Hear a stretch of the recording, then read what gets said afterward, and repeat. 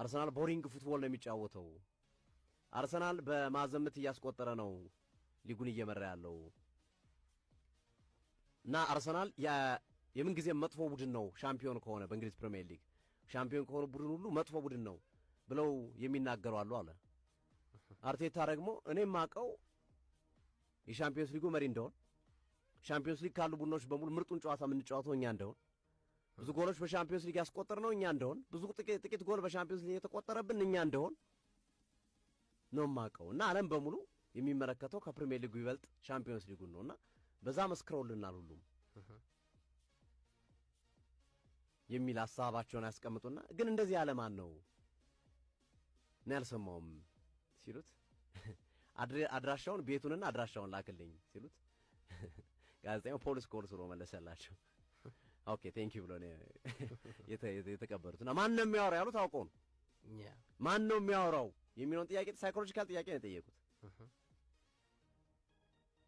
በዚህ ውስጥ ብዙ መልሶች አሉት። ማን ነው የሚያወራው ብለው የጠየቁት የቀና ነው ወይ የኛን ስኬት የማይፈልግ ነው ወይ ይሄ ኖር ያወራው የሚል አይነት እንድምታ ያለው መልስ ነው። ገብቷል። በቀጥታ አላሉትም እኮ ግን ማን ነው ያወራው ካልክ ይሄን ነገር ማን ነው ያለው ካልክ ይሄን ነገር ማን ነው ያደረገው ካልክ ምን ለማለት ነው? ወይ ንቆኛል ወይ ደግሞ ያ ሰውዬ ከኔ የሚፈልገው ነገር አለ ማለት ነው። ስለዚህ ፖሊስ ኮልስ መናገሩ በውስጥ ወይራ ፖሊስ ኮልስ መናገሩ ምንም አይደለም ለኛ መጥፎ ነገር ስላለው ነው የሚል ሐሳቤ እንዲያድር ለማድረግ ነው። ያችን ማን ነው አድራሻውን ንገረኝ እስከ ማለት ጥያቄያቸውን የጠየቁት አሰልጣኝ ሚካኤል አርቴታ አሁን የአርቴታን ይህንን ስኬት ተከትሎ አርሰናሎች ጊዜ ማጥፋት አልፈለጉም። ለሚካኤል አርቴታ አዲስ ኮንትራት በጣም ከፍተኛ የሆነ ደሞዝ ክፍያ ለማድረግ ተዘጋጅተዋል። 15 ሚሊዮን ዩሮ ዓመታዊ ደሞዝ ለመክፈል ለሚካኤል አርቴታ አርሰናሎች አዲስ ውል አቅርቦለታል።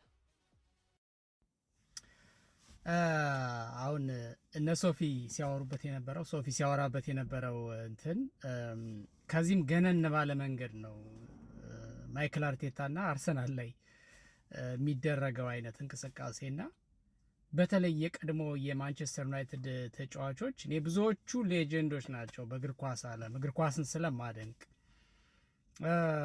እና በጣም ማደንቃቸው በእግር ኳስ ስብዕናቸው የነበረ በችሎታቸው ማለት ነው በችሎታቸው ስብዕናቸው አሁን ነው እየተገለጠ የመጣውና አንዳንዴ በእግር ኳስ ዓለም ውስጥ ቀደም ያሉትን ተጫዋቾች ስታነሱ ለምሳሌ አሁን አርሰናልን ስለምደግፈው ሳይሆን ቴሪን ስለምወደው ሳይሆን አሁን ቴሪ ሄንሪ ለምሳሌ አሁን እሱ ማይክ አፉ ላይ ነው ያለው እጁ ላይ ነው ያለው ተንታኝ ነው እንደ ፖል ስኮልስም ሆነ እንደ ጋሪ ኔቭልም ሆነ እንደ ሌሎቹ ማውራት ይችላል እድሉ አለው እንደው ተንታኝም ባይሆን ደግሞ የቀድሞ ሌጀንድ እንደመሆኑ መጠን በእግር ኳስ ጉዳይ ላይ ሐሳብ አስተያየት እንዲሰጥ በአንድ በላም መንገድ መጋበዙ አይቀርም እንደዚህ አይነት እድሎችን አያጣም እና ምንድነው እኔ አሁን እሱ ስለ ማንቸስተር አሁናዊ ሁኔታ ማለት አፕ ኤንድ ዳውን አለው ማንቸስተር ዩናይትድ ጥሩ በሆነበት ሰዓት ራሱ ይሄ በጣም የብቀኝነት ይመስል ተራ የሚመስል ንግግር ሲናገር ሰምታችሁ ታውቃላችሁ?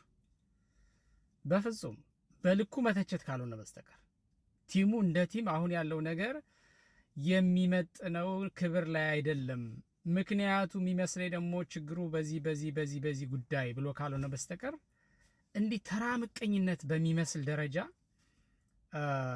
ኖት ኦንሊ ማንቸስተር ዩናይትድ ብቻ አይደለም። በነገራችን ላይ በእንግሊዝ ፕሪሚየር ሊግ ብዙ ታላላቅ ቡድኖች አሉ እና ሊቨርፑልን እና ማንቸስተር ሲቲ ሌሎችም ቡድኖች አሉ ቼልሲን ጨምሮ ሌሎችም ማለት በሆነ አመት ላይ በፕሪሚየር ሊጉ በጣም የነገሱ በሆነ ወቅት ላይ ይወረዱ ወይም ደግሞ ባለፈው አመት ጥሩ የነበሩ በዚህ አመት ያልነበሩ ለምሳሌ ሊቨርፑል አሁን ባለፈው አመት ሻምፒዮን ነበር በዚህ አመት ደግሞ እንደምታዩት ነው ያልተረጋጋ አይነት አቋም ያለው ቡድን ነው። በእንግሊዝ ከሚታዩ ቡድኖች መካከል አንደኛው ችግር ያለበት እሱ ነው። በምንም አይነት መንገድ ነው በልኩ ነው የሚገልጸው እና ይሄ ፕሮፌሽናል የመሆን ልኩ በጣም ይገርመኛል። ከኳስ ችለታው በላይ ስብዕናው በእርግጥ ተጫዋችን በነበረበት ጊዜ በሜዳ ላይ በሚያሳየው ነገር ስብዕናው ምን ያህል ከፍ ያለ ተጫዋች እንደነበረ ይታወቃል። አሁንም ቢሆን እሱ ነው ይዞ ይቀጥለው እና አንዳንድ የማንቸስተር ዩናይትድ ተጫዋቾች እሺ ጋሪ ኔብል እዚህም እዛም ነው የሚረግጠው ምናምን። እሺ መቀኝነት እንዳለበት እሱም ግልጽ ነው። ግን ፓውል ስኮልስ አንዳንዴ ምንድነው በጣም የምወደው ማደንቀው አንድ ኢትዮጵያዊ ጋዜጠኛ አላዛር ብሎት ይሁን አይሆን አላቅም፣ ግን ሶሻል ሚዲያ ላይ ሲዘዋወር ያየሁት አንድ አባባል አለ። ማለት ፖል ስኮልስ ያው እግር ኳስ ላይ ጎበዝ ነበረ፣ ነገር ግን እዚህ ወደ ማይክ ሲመጣ ግን ምንድነው ማይንዱ የጭንቅላቱን የሆነ ሰሙዌር አስቀምጦት ነው የመጣ አይነት ነገር የሆነ አባባሉን ቃል በቃል አሁን ስለረሳሁት ነው። በጣም ተመችቶኝ ያየሁት እንትን ስለሆነ ነው። አለውም አላለውም ይገልጸዋል ዞሮ ዞሮ። እና አሁን ሶፊ ባቀረበው መሰረት አርቴታ ግብ ምላሽ ራሱ አይሰጥም እንዴ? ዘወር ባለ መንገድ እንደዚህ ያሳጡት ያልፋል እንጂ አርቴታ በነገራችን ጭንቅላቱ በጣም ስማርት ነው። በጣም ስማርት የሆነ ሰው ነው። አሁን ሜዳ ላይ በሚያሰለጥነው ባለው ችሎታ በምናምን ብቻ አይደለም እኔ የማደንቀው፣ በብዙ መንገድ ሲጀመር እኮ ከአርቴታ ይልቅ እነ ጋሪ ኔብል እነ ፖል ስኮልስ እና ሌሎቹም አሁን አርሰናል ላይ ምቀኝነት በሚመስል መንገድ ሀሳብ የሚሰጡት እኮ ነበሩ። በእግር ኳስ ዓለም ማለት በስኬታቸው በኬሪየራቸው ተጫዋች በነበሩበት ዘመን እኮ የተሻሉ እነሱ ነበሩ። ለምን ዛሬ የተወጣላቸው አሰልጣኞች አልሆኑም? ይሄው የጭንቅላት ስራ በጭንቅላቱ ስለሚበልጣቸው ነው። እሱ ትምህርቱን ወሰደ፣ በደንብ ከሚችል ጀግና ከሆነ አሰልጣኝ ከፔፕ ጋርዲዮላ እግር ስር ሆነ፣ በደንብ ቀሰመ፣ ነገሮችን አወቀ። በእግር ኳስ ኬሪየሩ ጎበዝ ተጫዋች ነበረ ወይ ነው። በተለይ በኤቨርተንና በአርሰናል ቤት በነበረበት ጊዜ የነበረውን ስኪል እናውቃለን፣ የነበረውን የጨዋታ እንቅስቃሴ እናውቃለን። እንደገና ደግሞ በተጫዋችነት ዘመኑ ካገኘው ክብር በላይ በአሰልጣኝነት ዘመኑ በእግር ኳስ ኬሪየር ዘመኑ የተሻለ ሆኖ ለማለፍ ስራውን ሰርቶ ወደ ሙያው የመጣ ሰው ነው። ግን ፐርሰናሊ እሱን መመቅኘት በሚመስል ደረጃ ሀሳብ ይሰጣሉ። አርሰናል በሴት ፒስ ነው አሁን እየሄደ ያለው፣ አርሰናል በኦንጎል ነው እየተንቀሳቀሰ ያለው፣ አርሰናል በሚደብር አጫወት ነው እየሄደ ያለው ይላሉ። የሚሉት ቢያጡ ማለት ነው። ማለት አሁን በእግር ኳስ ቋንቋ ብዙ ሰው የሚስማማበት የትንፍጭው ዱቄቱን አምጪው ነው። ተጫዋት ሜዳ ላይ ተመልካቹን ኢንተርቴን ለማድረግ ሞክር፣ ኳስ ይዘህ ተጫዋት።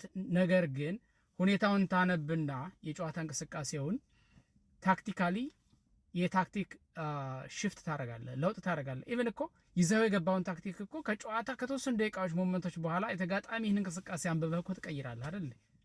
የግድ እኮ ሳይንቲስት መሆን አይጠበቅብህም ይሄን ለመገመት። እግር ኳስን ማየት ብቻ በቂ ነው እንደዚህ አይነት እንቅስቃሴዎች እንዳሉ ለማወቅ።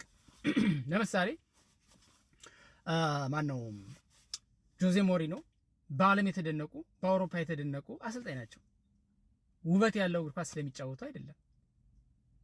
ግን በአውሮፓ ያለን ውስጥ ዋንጫ ለአውሮፓ ቻምፒየንስ ሊግ፣ የአውሮፓ ሊግ፣ የእንግሊዝ ፕሪሚየር ሊግ በየሄዱበት ሊግ ዋንጫ ያነሳሉ፣ ውጤት ያመጣሉ፣ ይደነቃሉ። የሆነ ክብር አላቸው፣ የሆነ ሆነር አላቸው። በቃ በዓለም ላይ ከሚገኙ ውጤታማ አሰልጣኞች አንደኛው ናቸው። ግን ስላጫወት በልኪነታቸው ምናምን እነ ፖል ስኮልስ በዛ ላይ መሰረት አድርገው ታሪኩን ወደ ኋላ አስታውሰው እግር ኳስን የገደሉ ሰው ብለው እንኳን አጀንዳ አድርገው ያን ያህል ሲያወራ አሰማቸው።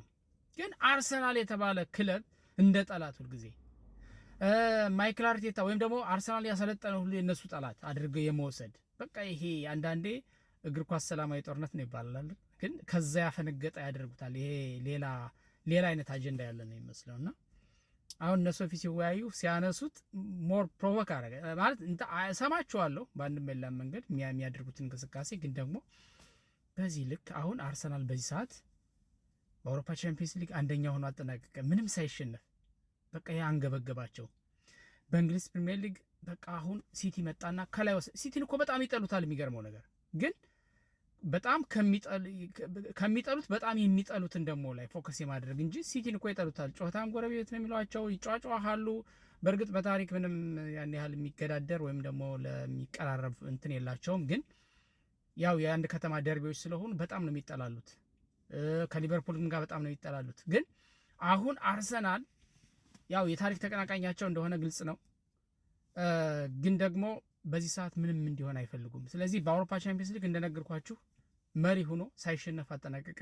በእንግሊዝ ፕሪሚየር ሊግም አሁን ባለው ሁኔታ እየመራ ነው። በቃ ሲቲ መጥቶ ቀድሞት በቃ አሁንም ሁለተኛውን እንዲያጠናቀቅ ወይም ደግሞ ዋንጫ እንዲነጠቅ ያደርገዋል ብለው ቋጥረው ሲጠብቁ አሁን ሲቲ አፕ ኤንድ ዳውን የመንሸራተት የምናምን ነገር ሲያሳይ አርሰናል ደግሞ እንደገና ወደ መሪነቱ ሲመጣ ያንገበግባቸዋል። ከዛ ተነስተው ብስጭታቸውን ነው የሚገልጹት።